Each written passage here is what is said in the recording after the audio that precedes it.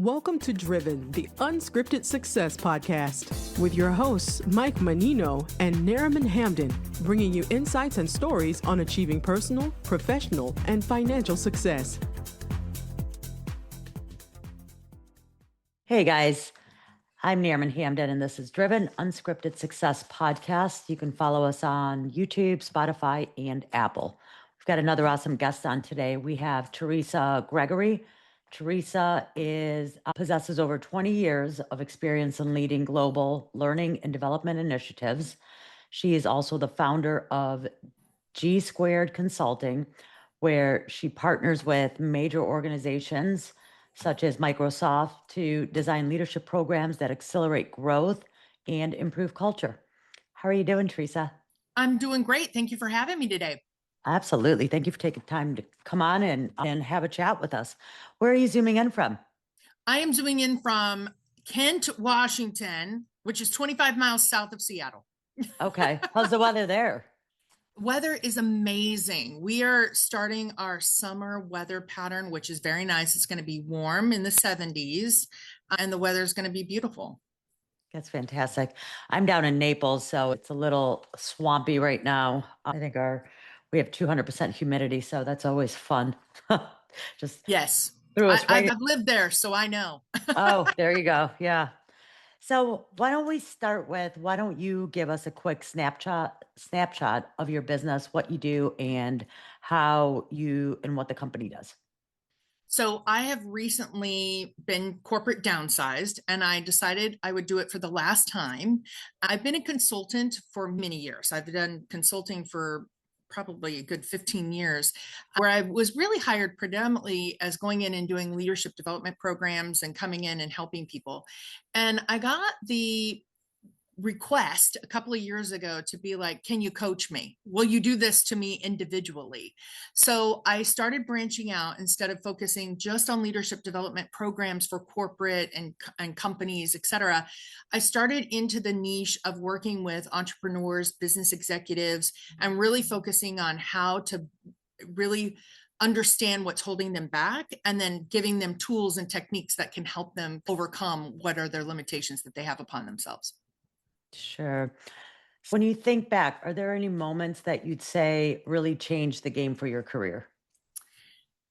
I would say two key points that I go back to. The first one was I was in a training and development role at Microsoft, and I was with all of the CFOs. There's 13 CFOs at Microsoft. Most people think there's only one in a corporation, but we were going to be split. We thought we were going to be split. So we hired 13 CFO positions, and I was sitting at the table with them, and I was going to do leadership development. We're talking about new programs and what we're doing from training. And one of the CFOs came in and he started taking coffee orders for everybody. And he's going around the room and he's taking all these coffee orders, and he gets to me last. And defining for me was, I read the room.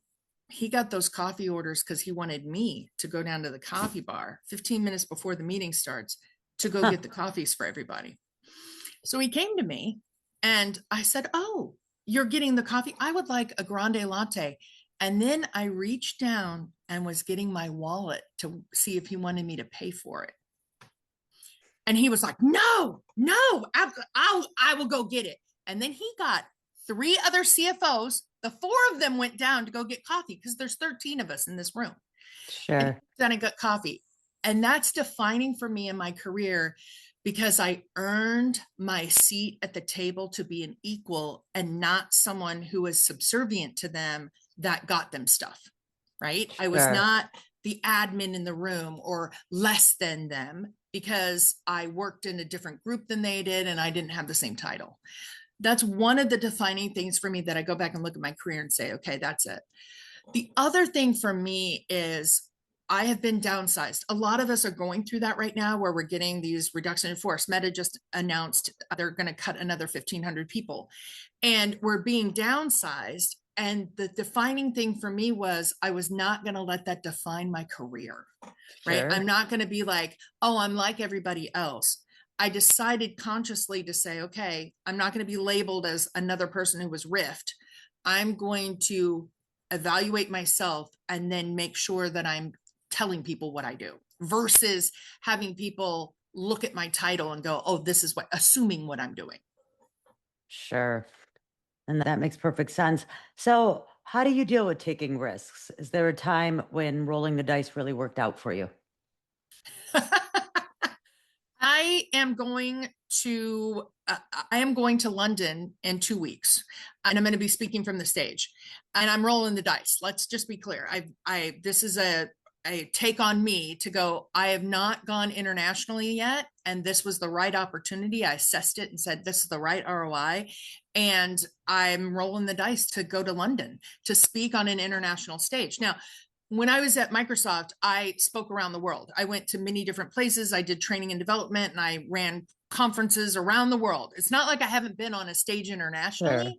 but this is the first time that I'm selling my products and my services, and it's me versus me selling a Microsoft product or selling a process or teaching someone about Microsoft. It's really about myself and for me. So that's a Sure. key risk that I'm doing right now. That's exciting. It is. Oh, it's Yeah, super exciting. I am thrilled that's to be going. absolutely exciting. So, what's a skill or habit you think doesn't get enough credit for contributing to your success? I think the number one thing is reflection. There's actually two things. The first one is reflection. I don't think people pause enough to really reflect on what they did well and what they didn't do well. So what are the things I can do better? So we do not assess ourselves. We look at projects. How many times have been in a project meeting and they're like, oh, what went well? What didn't go well? What are we going to keep, drop, and continue on? We don't do that with ourselves. And I often, when I'm talking to people, that's the number one thing I tell. When's the last time you did self-reflection on what you did well, what you didn't do well, and how are you going to improve? That's the first one. And the second thing I'm going to tell people is you need a mentor. You need a mentor. You need someone who is going to tell you, hey, that I don't think that's a good plan. Someone who's not going to placate you. Someone who's going to be a Sure. realist for you that says, hey, I don't think that's a good idea. Or what do you think someone who will help you think through what are the pros and cons of making that decision? Sure. So, I'm sure leading a team it has its challenges. What's your Yes. leadership style? And can you give us an example of how it helped you through a tough spot? My leadership style has always been be a follower first and a leader second. And what that means is when I am giving a new team, someone is giving me a new team, I got to go run. And this happened when I worked at Kaiser Permanente. I was the senior leadership development person, and I'm going to work with these new consultants, but I didn't know their skill sets yet. So the very first thing I did was I job shadowed. I said, okay, every time I'm in a job, I'm in a job shadow and understand what people are doing. I don't have to do their job, but I need to understand how it Sure. flows into something else. And that has really been my bread and butter. Anytime I'm leading and developing people, what are you doing? How are you doing it? And then how do I fit into that model? Where does the rubber meet the road that I need to help you with? Sure. And that makes perfect sense because like coming in, how are you supposed to know how to lead someone or run anything without knowing what the strongest suits are for each person, what Right. they're doing, how they work. So that's a great way of doing it. So when you're building a dream team, what's the one trait you look for and why? Adaptability. That's a How good one. adaptable are they? Adaptability. You do not have to have the skills. That is the number one thing I tell anybody I work with. I do not care that you know how to press the button to get something done because I can teach you that. We can get you someone to teach you how to do that. But if I can't teach you adaptability, and the second thing I can't teach you is kindness. We need to Sure. treat people with respect, whoever that Yes. is, whether it's a client, a customer, a manager, another teammate. We need to treat people with respect. And you can't teach that. You got to have the predisposition to do that versus me being able to teach kindness. I can Yeah. model it for you, but I can't teach it necessarily. So Yeah, adaptability is the number one trait I look for people. absolutely. So how do you encourage your team to think outside the box and bring new ideas to the table? I have often what we do is we go and do community service. Now, I know that sounds crazy. People are like, why are you doing community service?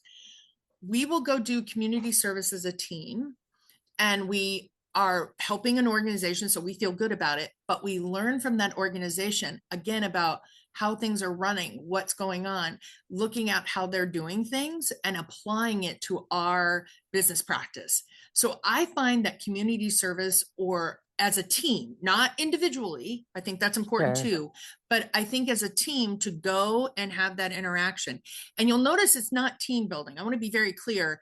Team building has its place, but oftentimes executives and managers and leaders will pull in team building. We're going to have a team building event. No, go do a community service event. And now you're going to see how Yeah, people show up and work together. absolutely. So, what's a day in your life look like, and how do you juggle work and everything else? I am a busy mom. So I have 2 children. I'm a busy mom. I'm a Girl Scout troop leader Oh of boy. a troop of 6. And recently I became an elected official. I am a school board director for my local school board. And so someone said to me, what does your day look like? And I'm like, well, it starts at 5. Let's just be clear. It starts at 5 a.m. And the one thing I do first in the morning is I do a reflection. I started doing this. It's been very helpful for me. So again, I tell people you got to pause and you got to look at that. So I do a reflection piece about 15 minutes. And then I schedule my day around, I do a sandwich method. I have family, I have work, I have family, and then I have work. And then I'll do family in the evening right before bed. So I have this piece where I map out my calendar where I am free in the afternoon from 11 to 2 to go do family stuff Sure. versus sandwiching it and doing all day long for 8 hours and then coming home and being exhausted. So we sandwich things into that. And I find that's very helpful for the brain and for your productivity. Absolutely. It's good to break things up, because if you're Yeah. just grinding for that full 6 to 8 hours, it's your brain's just getting exhausted, your body's getting exhausted, and all sorts of emotions are coming in and out because you're not having a break in that mindset. We get wrapped up, right? Someone Mm, says, oh, it's focus time. I have this focus time. And I was like, yeah, you have focus time, but that will be broken. Someone interrupts you. You no longer have focus time and you got to yeah, reset. So go take the time to reset to then come back and you can be more productive. And we don't do that absolutely. often enough. Yeah, I agree with that 100%. So, has there been a book, a podcast, or someone that's really changed your approach or outlook? I had the opportunity to work with Marion Jones, and I am an author in her book. Her is Wired to Win. It just came out last year, and I have one of the chapters in her book. But when we were working on that book, I am so impressed with her and her resilience of her life story of what she's done and accomplished. She was an Olympic gold medalist, and then she was a world record holder, and then her Olympic medals were stripped. Oh, She didn't let that knock her down. She went on to now be the oldest rookie in the WNBA. She's since retired, but she was the oldest rookie in the WNBA because she played basketball and she loved it. And she went back and mhm. did that. And now she's doing fitness and motivation, and she continues to reinvent herself. And that really motivates me, looking at our leaders and executives and women and saying, okay, I can continue to do this and move forward. I don't have to think this is my career path. Because if you looked at my career path 5 years Mhm. ago, I was going to be an executive in learning and development and build out a whole training plan and a program. And I had this 5-year plan. Nowhere on my plan was, I'm going to join the school board and for public office. Not on my plan. Oh, oh boy, and dealing with the politics of moms and dads and Yeah. teachers and all of it. Wow. Yeah, I'm gonna have to say a little prayer for you at the end. So, how do you tackle learning new things, especially stuff that's way outside of your comfort zone? I carve out time every week. I have a 4-hour window on my calendar where I mind the industry because I always want to be on the cutting edge. I've always had that mindset. I want to be on the cutting edge and I want to learn new things. So I mind the industry of what are the top 5 products that are going on. And then I do micro learnings. So I will go out. I've done YouTube, I've done LinkedIn, I've gone down to my library and talked to a librarian and be like, how do I learn this? They're full of, you should go talk to your librarians. But what I have done is I carve out the time for it and then I do it weekly, about 4 hours. And I really focus in on what is this new thing? And then how can I learn it best? And micro learning, I find, is the best way to do it. 15 to 20 minutes every day, you're going to learn that skill and improve upon it. Absolutely. I agree. There's several podcasts that I follow for that I'm learning a new technique, and I dedicate 20 minutes a day, 5 days a week for each podcast that I'm studying. And it's that where before I was trying to do it in a full hour to 2 hours, and it's just, you just hit a wall. You hit a wall. You hit a You wall. don't remember, right? Yeah. You don't remember if you spend that much time. And I find in training and development, when I built training programs, they're like, oh, we have 8 hours and we're going to have them sit and we're going to leader lecture to them for 8 hours. I'm like, they're not going to learn anything. Yeah, exactly. So what do you want them to do, say, or act differently after this interaction? And that's the one thing I'm going to teach them. So when they leave, they're going to do that thing. That is how you have to look at how you learn for yourself, because as adult learners, that's critical, right? Know yourself and then time it 15 to 20 minutes. Yeah, 100%. It sounds like things are going very well for you and your business. As you're looking towards the future, I'm wondering how do you create passive income, or if you invested in the past?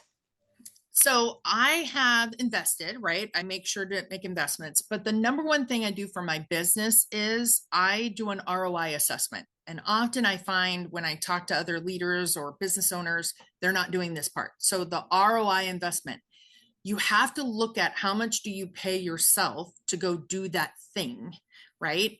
So I hear people all the time, they're like, oh, I do that myself. It takes 4 hours. How much do you pay yourself an hour, and can you hire it done for cheaper? So that's one thing I do for my business, is that investment of ROI.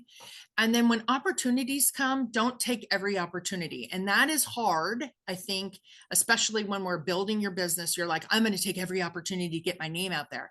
But sometimes the investment that you're making is not worth it. It's not, you're going to invest $10,000 into something and the return is $1,000. That's not a good deal. It's not a good deal for you and not a good deal for the other client. And then sometimes I will make a gamble. Like I did a training program for a company and my normal fee would have been $10,000 to put together. Their budget was $2,000. But I really wanted to learn about that industry. So I did it. So sometimes I make the trade-off to go, I want my name, I want this thing, but I'm going to do it because I know I'm going to learn something from it. And that training, I can't go buy, but doing that investment is the trade-off. So ROI investment for everything that you're working on. Absolutely. So as we're wrapping up the interview, what exciting plans or initiatives do you have in the works for the next 6 to 12 months? What do you got going on? 6 to 12 months. First one is I have another book coming out this fall.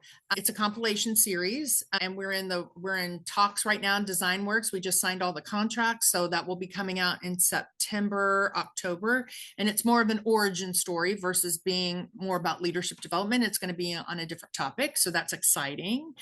My other things for my business is I'm going to do another international speaking tour in October. So I'll be going internationally to speak on stage, and I have 2 local conferences that I'm going to be doing here in Washington State. So I'm excited about speaking and going out and working with people. That's exciting. Teresa, thanks so much for your time today and coming on. If anybody wants to get a hold of you and needs your help, how does one get a hold of you? So I'm at www.squaredsuccess.com/podcast. And if you go there, you're going to get a download. I give you a little workbook to work through for unconscious bias and hidden mindsets. But you can also find me on socials at Squared Success is my handle for Instagram. That's awesome. Thank you so much for taking the time to share with us your success story. And thanks for tuning in, guys. We'll see you guys next time. Thanks for listening to Driven, the Unscripted Success Podcast. Want to share your story?